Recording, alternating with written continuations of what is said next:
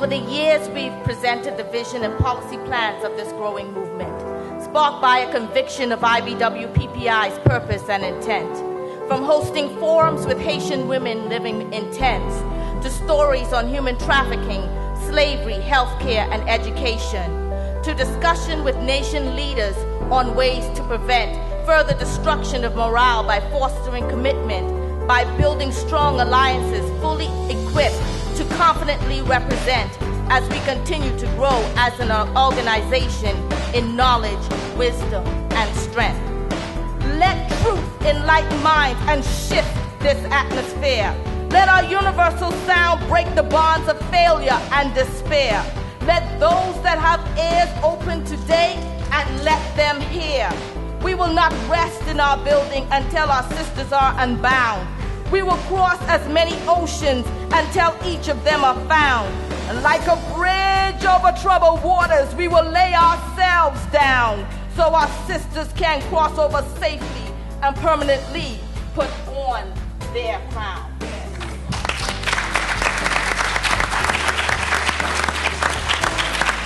Jim Colan, Toyota Motor Sales. We are affiliated with the organization through our sponsorship, and also one of our associates, Miss Alva Mason. Our topic today obviously was on women's issues, and we had an exciting discussion led by a number of men on the panel today. So I thought we had a much different perspective to give some insight from a man's perspective on the issues facing and a real dialogue about how we support African American women. I'm here to really say thank you because we want to get into the panel, right? So I want to condense my remarks, but I can't begin without saying who's in the room that you don't see, but you feel. Kathleen Marshall, that's my great-grandaunt that raised me in the Bahamas. The gift of taking one child from a large family and saying, this is my part, I'll take her. That gift, Kathleen.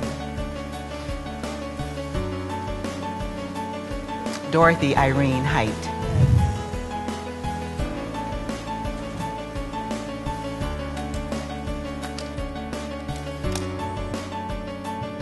The gift of taking a little girl from the Bahamas who didn't know much about this stuff in the States, because I grew up on an island where black people were in control. We ran the thing. So I didn't know racism. At 16 years old, I didn't know what that was until I came here. I didn't know the black women in my life were so strong. They didn't have much. But at 6 years old, when I began to go and get the water every day for the family, because that's what the girls did. We went to the well every day to get the water, 6 in the morning. And it was standing at the well, not being able to talk, because girls didn't talk much. You had to listen. You had to stand there in a circle. We never gave each other our backs, so you were always in a circle. But I learned how to communicate soul to soul. I learned how to hear what the women were talking about. And the girls, we would look at each other and we would have a conversation as the women were talking. And then we would get our water. Those of us who were little would have a smaller bucket. And we'd put that on our heads. And because we wanted to save our strength, we would learn how to carry one on your head and a couple in your hand. I just saw that in Haiti again 3 weeks ago when I was there on the mountains with some sweet little faces as they were carrying the water up and down the mountain. I learned how to speak the heart language. And then as I got older, I learned how to connect the heart language with the head language. Wow, when that thing happens. When everything you do through the connection between your heart and your head. Sometimes And I don't know where it always comes from, but sometimes the vision is one that only one set of eyes can see at a time. And what happens, we're in a room, and I like to surround myself with smart black women so they can say, Barbara, that 1 and 1 don't equal 7. Can you tell us how you see that? And I say, I don't know. That's your part, because y'all smarter than me anyway. And then I go out and I find friends. Friends who will say, let me help you make the vision come alive. These are our friends today. These are our presenting sponsors. I can't say thank you enough, even though I've been accused of just going on and on about thank you, but thank you is something we have to do. We are delighted to share our passion surrounding issues that plague the lives of our black women and girls around the world. In this way, we have a direct correlation in the devastation of our families and our communities. We invite you to seek knowledge. We invite you to share knowledge. We invite you to remain or become a willing participant in making a difference in this world. We invite you to join our vision to connect and advocate for black women globally through acts of kindness and public policy. Today there is an air of excitement and enthusiasm surrounding the assembly of an all-male panel that is filled with 5 very distinguished men. I am Thurman Evans, and I am on the faculty of the Master Series for Distinguished Leaders. It's a program designed to train black business executives and black clergy around moving from being purpose-driven to being promise-driven. That is, going from being just concerned about symptoms to being concerned about systems and changing systems. Barbara Perkins is somebody I've known for many years, and I've always known her to be a brilliant and insightful and wisdom-filled, loving and self-disciplined life coach. And she's always been a blessing to me whenever we've shared the same space, and she's been a blessing to others that I'm aware of.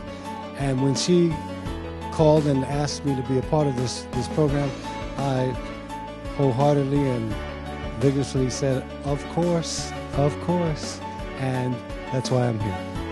Praise you, oh God, for this forum with talented, extraordinary black men speaking powerfully about the intersection of all of the issues impacting the security of women.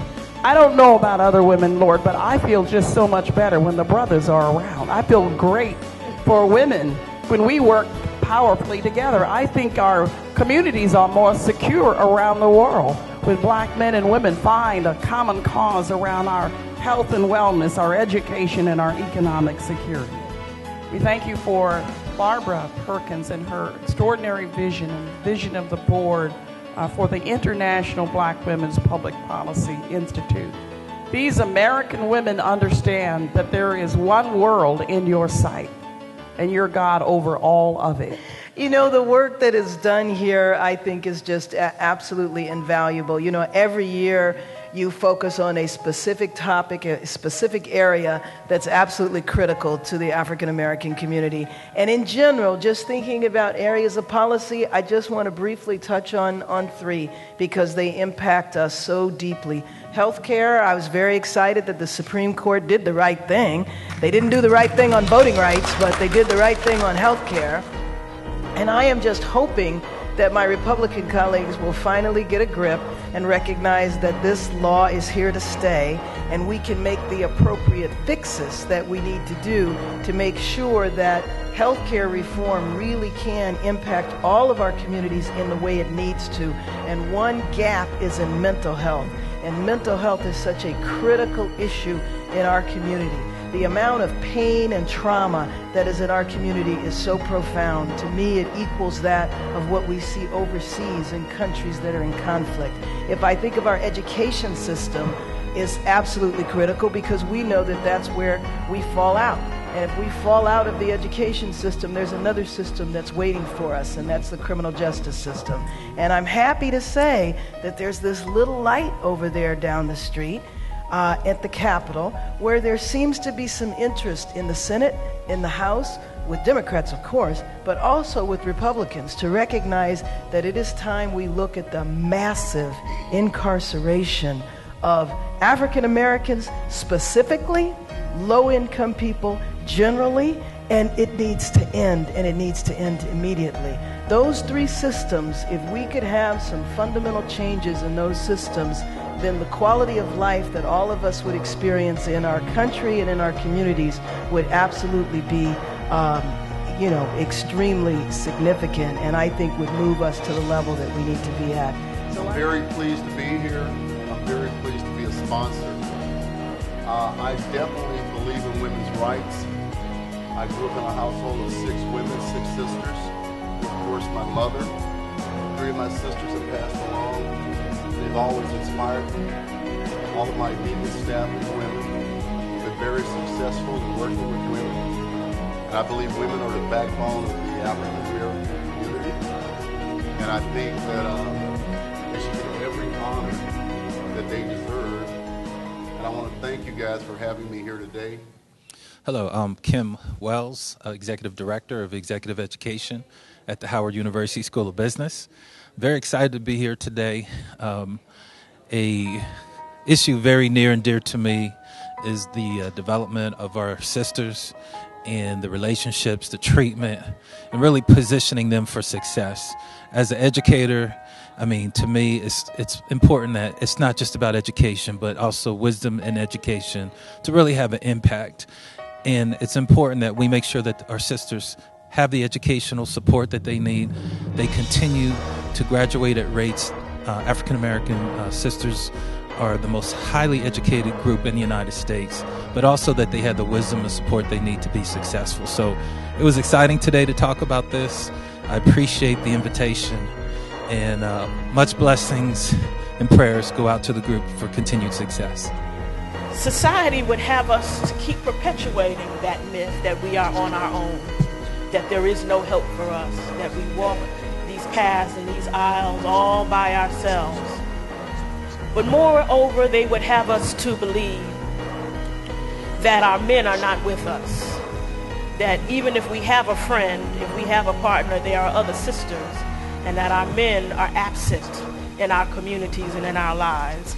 They would have us to believe that our men do us more harm than good, that all black men are unemployed, underemployed, standing on street corners with hanging pants, concerned only about scoring women and making babies and spinning rap and playing ball.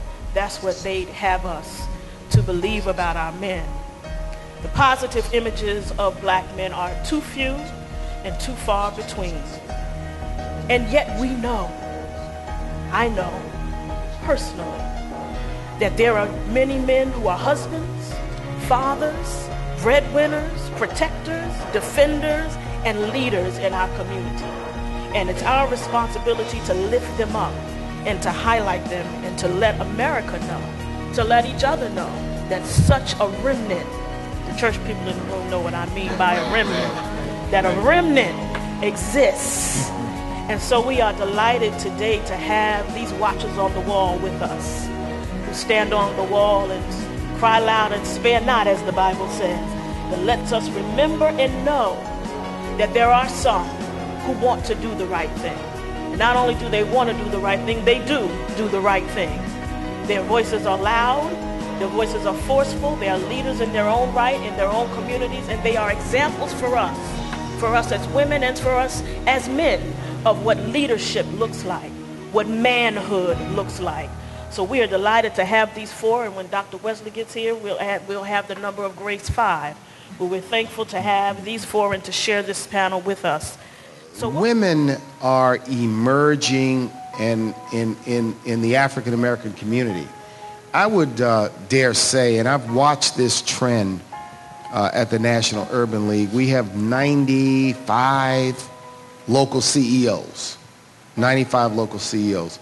When I joined the National Urban League 12 years ago, probably 15%, maybe, of the local CEOs were women. Now, in 2015, it's nearly half, with women emerging. That trend is indeed going to continue. And when I was endorsed, Mark, by the National Organization of Women, and it's unheard of for a women's organization to endorse a man when there's another woman in the race. And I remember the president of the organization saying, sometimes the best feminist is a man. Because a man who understands and respects women can open the door and say, no, we need more women in here, and it's accepted readily when he does so. And so that's why every opportunity I get, I make sure we open the door and allow a woman in before we sometimes allow men in, because I've seen the direction that women can take. And by the way, some of the best leaders, I believe, are women. And I just believe that, and I'm not just saying that, I just believe it. I've seen it, and I know it to be the case. And so I thank you, Barbara, for allowing me to come and give testimony about the great work in the legislation we're doing in California to be an exemplar in the nation, circled around women and the empowerment and the balance and the perspective that we should be reflecting as we're moving to a greater cause. Thank you again. The importance of education, the importance of our degrees cannot be over or underestimated. So that going to school is critically important, and getting as much education as possible is critically important. But I want to, when we talk about the strongest part of us being our spirit, I just want to quickly remind us that Harriet Tubman could neither read nor write.